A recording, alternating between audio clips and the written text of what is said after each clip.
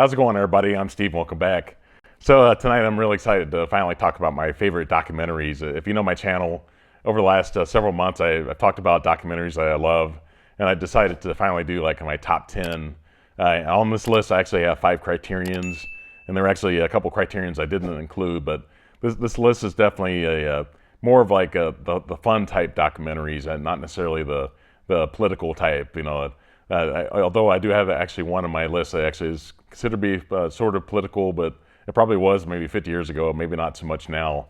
But the two that I didn't include was one called David Lynch, The Art Life. I actually like this documentary, except it shows like David Lynch, like his early childhood, and he paints throughout, and he's like chain smoking, all that stuff. But the kind of disappointing part about this is the fact that they ended with like a Eraserhead instead of showing like his entire filmography, which would have been really interesting. But that was that one. The other one was actually one from director Terry Zwigoff. If you know my channel, I talk about him a lot, and especially it's one of my top 10 that I have from him. But this actually is one that's never been released on Blu-ray, and the movie is called Louie Bluey. This is it's about the blues artist named Howard Armstrong, and it kind of shows like Chicago in like 84, 85, in that time period. And he's really interesting. It's like only like 60 minutes long, and it's it's a really short one. But I think his next film was much better than this one. Okay, so at number 10, this is actually really iconic concert film. I actually have like 3 concert films on my list, but this is like kind of the one that kind of inspired everything. It's from the concert film was released in 1968. It was from a concert from '67, but it's the Monterey Pop Festival, and it's from director D.A. Pennebaker. What really makes this great is like it has like performances from Otis Redding and Jimi Hendrix and Janis Joplin, Simon and Garfunkel, and The Who, and Mamas and the Papas. And it's really interesting how Criterion's release these though, because you can actually get the Hendrix and Otis Redding one is like spine number 169. And then you get like the concert film is like 168, spine number 168, and this one's like spine number 167, which is like the complete Monterey Pop Festival. Even though it doesn't show like everything, like every performance completely, but it's like a 3-disc set, and you can get like quite a bit more of the performances. Okay, so at number 9, this one's actually from one of my favorite directors, but if you know this story, this one was a total disaster. It's from 2002. The movie is Lost in La Mancha. And it's about Terry Gilliam trying to direct the film The Man Who Killed Don Quixote. And if you know this story, it was starring Johnny Depp. And if you know this story, that the film set got destroyed several times, and it was just a total mess. It's probably the worst luck that Terry Gilliam could have ever had. And they eventually just gave up on the movie because I guess they for tax purposes they thought it was just it was worth just kind of ending the whole thing and not bothering anymore, because it was costing so much money to make. And if you know Terry Gilliam, later on with Adam Driver, he actually finished this film. I don't know if he actually made the film that he really wanted to make, but it was like kind of like that life project of doing something that being able to finally finish something. But I don't know if he did had the budget to make the film that he really wanted to. All right, so at number 8, this one's actually another one based on another sort of disaster kind of film. Even though this film actually did get finished, it took like 3 years to finish it, and it went way over budget. And I think Francis Ford Coppola actually paid for a lot of it himself. But it's from 1991, and the movie is it's called Hearts of Darkness, a filmmaker's filmography, and it's about the making of Apocalypse Now, and that's from Francis Ford Coppola trying to make this movie. It's starring Martin Sheen. It's Robert Duvall's in it. It's a movie that I think editing is what really saved this movie. It's just a mess.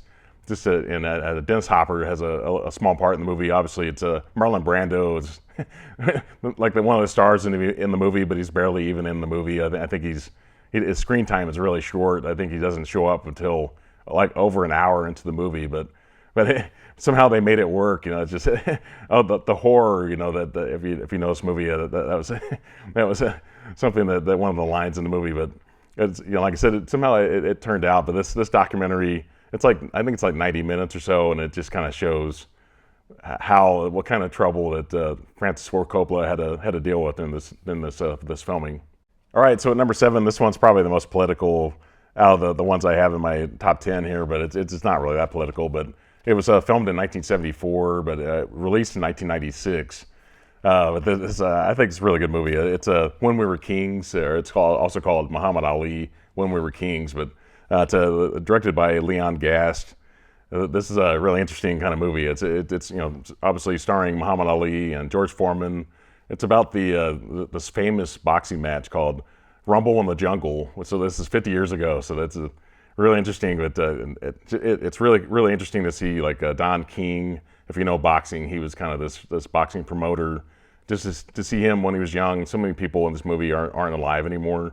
George Foreman, it actually is still alive, but a lot of people in this are no longer living. But I thought it was a great documentary, and so historic. All right, so at number 6, this one's actually from 1978. It may have been filmed in like 76 or 77, but the movie is The Last Waltz. This is from director Martin Scorsese. Really interesting time period there to see all these musicians at the time. So this one's actually more like a concert film, but it is a documentary. But interesting how they had several different cameras to film different parts, and they didn't know if the film was going to run out or if they were going to have issues with the cameras, like the batteries or whatever in the camera is still working. So they got a lot of great shots. I think there's some footage that they couldn't film, but it's about there was a Canadian band called The Band. They're actually called The Band, and it was like considered to be their last concert ever. And they were really popular in the music business. And a lot of their friends showed up to do this kind of like a tribute kind of show, where the band is also the band also plays in the movie, but it has some great appearances. Bob Dylan, Neil Young, has Van Morrison. So I'm a big Van Morrison fan. Eric Clapton. It's tons of people. Muddy Waters is in it. Tons of musicians show up, and they just have a great time. It's just like a big party.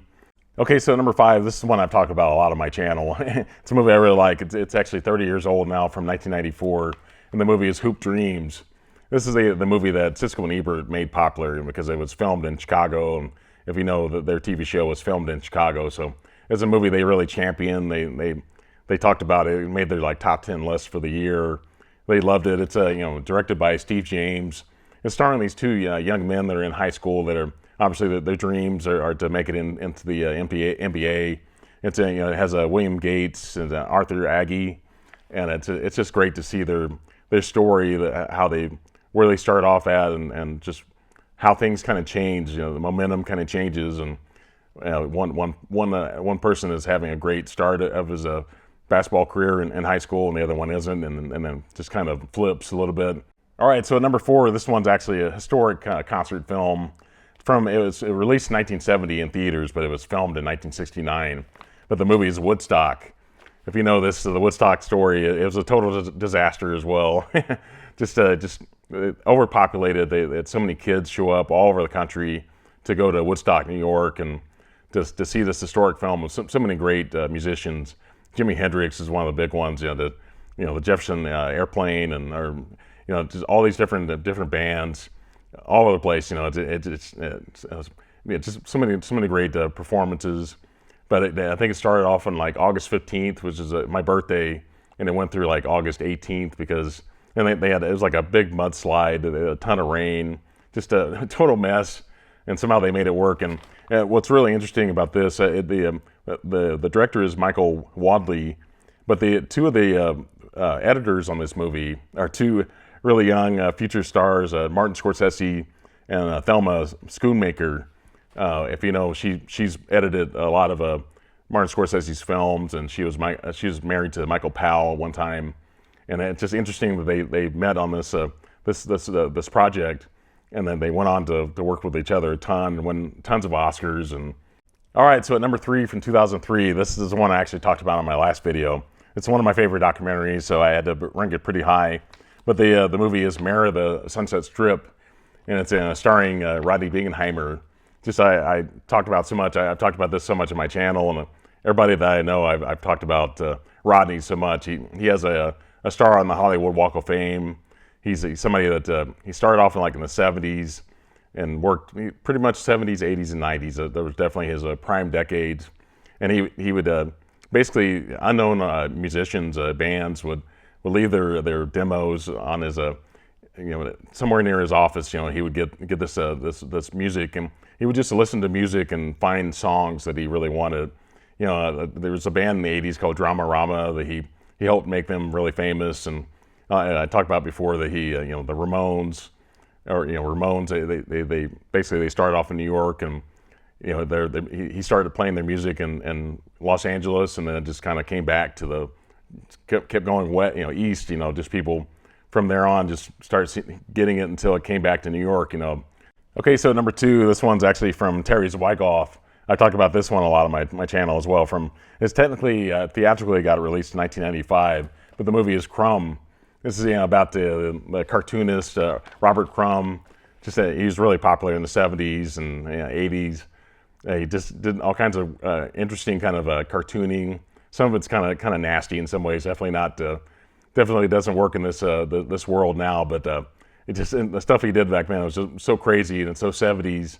And I love the story. But it talks about his older brother and his younger brother, and just how they are all kind of messed up by their father, and somehow Robert Crumb turned out the most normal out of these 3 kids, and he actually had 2 sisters that chose not to be in the film. But real interesting, just the roller coaster this movie takes you on too. So, all right, so at number 1, this is somewhat of a cheat, I think, in some ways, because I don't think this one actually got a theatrical release, but it's one of my favorite documentaries from 2004. So it's 20 years old now. And I think it actually did get shown on A&E, and if you bought this box set, you would have it as well. But this movie is called Empire of Dreams, and it's the story of the Star Wars trilogy, the original trilogy. The original Star Wars, Empire Strikes Back, and Return of the Jedi. Just about those stories. So to me, this is the most fun that I have out of this stack of 10 films. So I had to include it at number 1 because obviously I'm a huge Star Wars fan. So it has a narration, but from Robert it looks like Clotworthy. It's directed by Kevin Burns. But this is so much fun just to hear them talk about those 3 films. Just some of the issues that George had making the first Star Wars, and 20th Century Fox wanted to kind of pull the plug on it. And can you imagine if that had happened, if Star Wars had never been released in theaters in 1977? It was it broke the record that Jaws had set in 1975, and it broke that record 2 years later. And obviously George Lucas and Steven Spielberg are huge friends, and so it's interesting that they kind of top each other a little bit there. And they would go on to work on obviously Indiana Jones and all that stuff, and they're best friends. And so this movie's so much fun. If you like the original Star Wars trilogy, this movie's definitely for you. And I wish it would get a Blu-ray or 4K release, because I'd love to get it a better picture quality. But this is so much fun. All right, everybody. So I really appreciate you watching this video tonight. Please leave in the comments some of your favorite documentaries. They can be political documentaries if you like, and obviously there's some, I think there's another one from Martin Scorsese that I would like to see, like to check it out out of the Criterion collection. But these are the 10. I just want to do 10 that I actually have in my collection. So I just want to include those. But so everybody, please, if you're not already subscribed to my channel, please consider doing that, and please put a thumbs up on this video. And everybody have a great one. Bye.